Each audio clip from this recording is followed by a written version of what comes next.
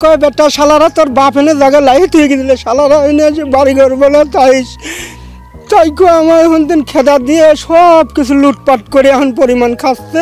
অসহায় মানুষদের সাথে এ কেমন নির্মমতা। পাবনায় অস্ত্রের মুখে জিম্মি করে মুজিব বর্ষের আশ্রয়ন প্রকল্পের ৬০টি ঘর ভেঙে ফেলেছে দুর্বৃত্তরা।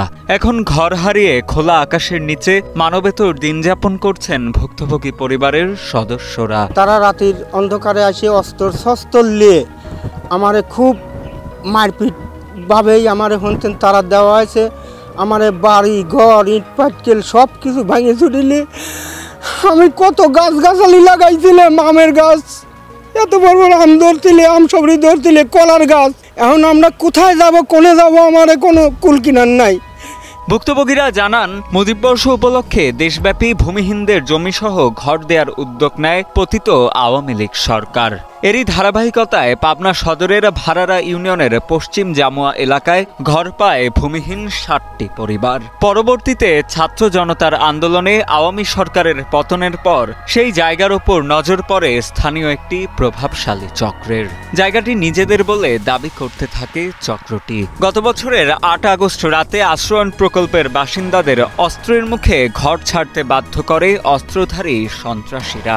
গুড়িয়ে দেয়া হয় আশ্রয়ন প্রকল্পের সবগুলো ঘর। আশ্রয়ন প্রকল্পের বাসিন্দারা অন্যত্র আশ্রয় নিলে জায়গা নিয়ে আদালতে মামলা চলমান আছে দাবি করে একটি সাইনবোর্ড ঝুলিয়ে দেয় আকরাম প্রামাণিক, উম্মুথ প্রামাণিক, আকাশ প্রামাণিক, ইসমাইল প্রামাণিক ও তাদের লোকজন। আমরা আশ্রয় কেন্দ্র ছিলাম, আমার রাত্রে এসে আমার সব বাড়িতে তুলে দিয়েছে। তারা দাবি করেছে আমার জায়গা তারাই ভেঙে নিয়েছে। এটা আমার সব তুলে দিয়েছে, আমরা চলে আসি। ঘর ভেঙে দেওয়ার মতো এমন ন্যাক্কারজনক কাজের পেছনে জড়িতদের সর্বোচ্চ শাস্তি চান ভুক্তভোগীরা।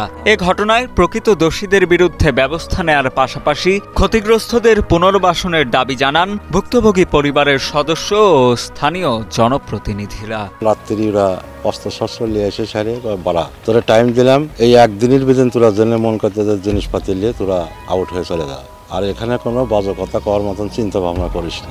৫ তারিখের এই প্রেক্ষাপট পরিবর্তন হওয়ার পর তার দুই রাত বা ৩ রাত পরের থেকেই এদের পর আক্রমণ।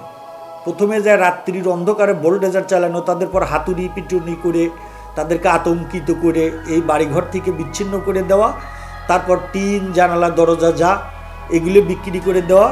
ইদানিং আবার দেখতেছি এগুলোর বোর্ডে এই আপনার হ্যামার দিয়ে লেবার দিয়ে ইট ভেঙে ইট পর্যন্ত বিক্রি করছে। এদিকে এ ঘটনার পর ঘটনাস্থল পরিদর্শন করেছেন পাবনার জেলা প্রশাসক মফিজুল ইসলাম। তদন্ত সাপেক্ষে দোষীদের বিরুদ্ধে ব্যবস্থা নিয়ে ক্ষতিগ্রস্তদের পুনর্বাসনের আশ্বাস দেন এই জেলা প্রশাসক। সরেজমিনে পরিদর্শন করে একটি প্রতিবেদন দিতে বলেছি এবং উনি যথারীতি সেটি দিয়েছেন এবং এর আলোকে এগুলো পুনর্নির্মাণ অথবা মেরামত করা বিষয়ে আমরা ঊর্ধ্বতন কর্তৃপক্ষের কাছে প্রেরণ করব।